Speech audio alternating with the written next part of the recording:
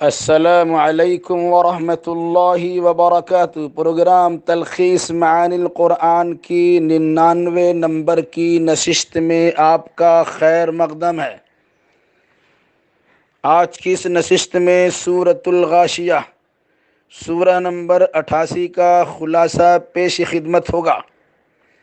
سورۃ الغاشیہ مکیہ، وجہ تسمیہ: اس سورہ کی پہلی ہی آیت میں لفظ الغاشیہ ہے، جس کے معنی ہے ڈھانپ لینے والی، چھا جانے والی۔ قیامت چونکہ سب پر چھا جائے گی اور تمام کو ڈھانپ لے گی، اسی مناسبت سے سورہ کا نام الغاشیہ رکھا گیا ہے۔ زمانہ نزول: یہ سورہ مکی ہے اور دعوت کے ابتدائی دور میں نازل ہونے والی سورتوں میں سے ایک سورہ ہے۔ تعداد آیات: اس سورہ میں 26 آیتیں ہیں۔ مرکزی مضمون: غفلت میں پڑے لوگوں کو خبردار کرنا ہے کہ بروز قیامت حساب و کتاب کے لیے تیار رہو اور اچھے برے عقائد و اعمال میں تمیز کرو، ورنہ جہنم کی سزا تیار ہے، اور اچھے اعمال پر جنت کے انعامات پربہار ہیں۔ آیت نمبر 1 سے 7 میں قیامت کو غاشیہ، چھا جانے والی چیز کے نام سے یاد کر کے تمام لوگوں کو خبردار کیا گیا ہے کہ جب سارے جہان پر قیامت چھا جائے گی تو اس دن ساری کائنات صرف 2 گروہوں میں منقسم ہوگی۔ ایک گروہ انعام الہی سے سرشار ہوگا، دوسرا گروہ عذاب الہی میں گرفتار ہوگا۔ آیت نمبر 8 سے 16 میں لوگوں کے احوال کے الگ الگ ہونے کا تذکرہ ہے۔ کچھ لوگ ذلت و خواری میں مبتلا، محنت و مشقت سے تھکا مادہ، دہکتے ہوئے انگاروں کا ایندھن بن جائیں گے، جہاں کھولتا ہوا پانی پلایا جائے گا اور کانٹے دار درختوں سے کھلایا جائے گا، جس سے نہ تو بدن بنے گا اور نہ ہی بھوک و پیاس بجھے گی۔ جبکہ کچھ لوگ تر و تازہ ہوں گے، اپنی کاوشوں پر شاداب و فرحاں ہوں گے اور بلند پایہ جنتوں میں داخل ہو کر من پسند زندگی بسر کریں گے، کیونکہ وہاں ہر طرح کے اسباب آشائش مہیا ہوں گے۔ آیت نمبر 17 سے 20 میں کفار و مشرکین اور مکذبین و منکرین کو کائنات میں بکھری ہوئی بے شمار نشانیوں میں سے چند کا حوالہ دیتے ہوئے غور و فکر کرنے کی دعوت دی گئی ہے کہ ذرا اونٹ کی تخلیق پہ غور کرو، آسمان کی رفت کا اندازہ لگاؤ، پہاڑ کی صلابت و سختی کا بھی مشاہدہ کرو، اور زمین کے بچھائے جانے پر بھی توجہ دو۔ کیا رفت سما عظمت رب کی شاہد نہیں ہے؟ کیا پہاڑ کی مکھیں خالق کائنات کی صنائی و کاریگری پر دال نہیں ہے؟ کیا زندہ و مردہ انسان کے لیے کافی و وافی فرش زمیں کی وسعتیں قدرت کی عظیم شاہکار نہیں ہیں؟ کیا اونٹ عجیب الخلقت نہیں، ان تمام تر اشیاء کا خالق؟ کیا انسان کو دوبارہ زندہ کرنے پر قادر نہیں؟ غور و فکر کرو اور انکاری بننے سے باز آ جاؤ، ورنہ اللہ کی پکڑ سے تم بچ نہیں سکو گے۔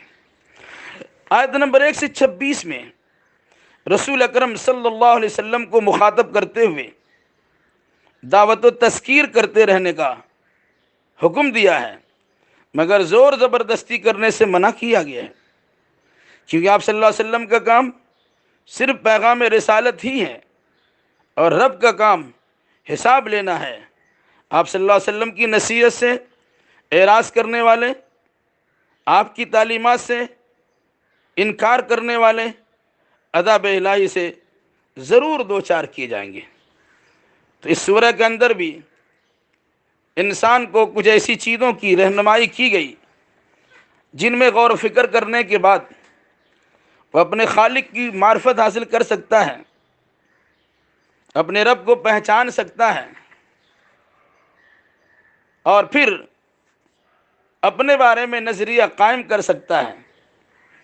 اگر اللہ کا ماننے والا بنا، مومن و مسلمان بنا، مسلم ایمان بنا، تو ایسے انسان کے لیے پربہار نعمتوں والی جنت اللہ نے سجا کر زیبائش و آرائش کے ساتھ رکھ چھوڑا ہے۔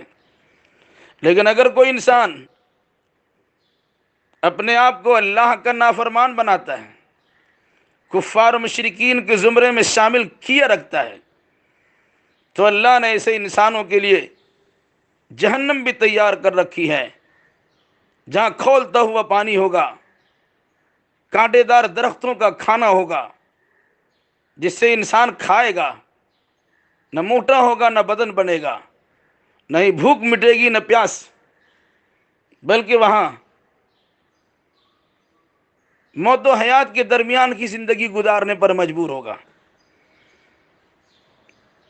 انسان کو اللہ تبارک و تعالیٰ نے کبھی آسمان کی بلندی پہ غور کرنے کا حکم دیا، کبھی صحرا اور بیابان میں چلتے ہوئے پہاڑوں کی رفت اور اس کی صلابت و سختی پر نگاہ دوڑانے کی تعلیم دی، تو کبھی انسان کو اونٹ، جو اللہ تبارک و تعالیٰ کی عجیب الخلقت مخلوق ہے، کہتے ہیں اونٹ نے اونٹ تیری کون سی کلسی دی،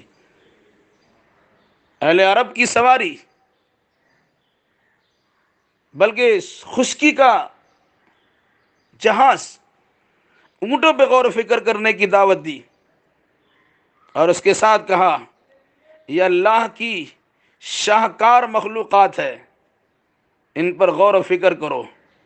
اور سب سے بڑی بات یہ ہے، ایک طرف آسمان کی رفت و بلندی ہے، تو دوسری جانب تمہارے پاؤں کے نیچے پڑی ہوئی زمین کی سختی ہے، اس پہ دھندناتے پھرتے ہو، دنیا بھر کے سارے کام کاج بجا لاتے ہو، لیکن اپنے رب کی ان مخلوقات پہ غور و فکر نہیں کرتے ہو۔ غور و فکر کرو، تمہیں صحیح راستہ مل جائے گا۔ ویسے تمہارے اندر یہ خوبی تھی کہ تم غور و فکر کر کے نتیجہ اخذ کر لیتے، اور مخلوقات کو دیکھ کر ان کے خالق کی پہچان حاصل کر لیتے۔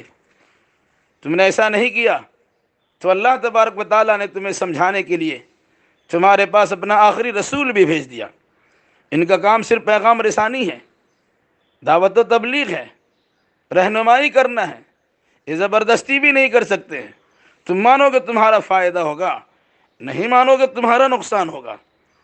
ویسے اللہ تبارک و تعالیٰ نے فرما دیا، حساب لینا تو میرے اختیار میں ہے، تم بھاگو گے کہاں؟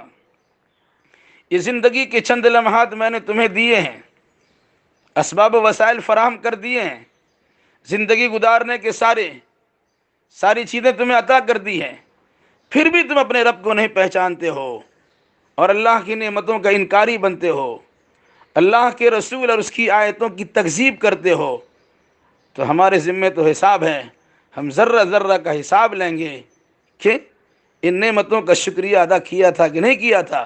شکر گزار بنے رہو گے تو جنت میں پربہار نعمتیں تمہیں میسر کرائی جائے گی، ناشکرہ بن کے زندگی گزارو گے تو اللہ تبارک و تعالیٰ کے عذاب میں گرفتار کی جاؤ گے۔ اللہ ہمیں اور آپ کو اور جملہ مسلمانوں کو، بلکہ سارے انسانوں کو صحیح عقیدہ اعمال بجا لانے کی توفیق مرحمت فرمائے، آمین۔ والسلام علیکم ورحمۃ اللہ وبرکاتہ۔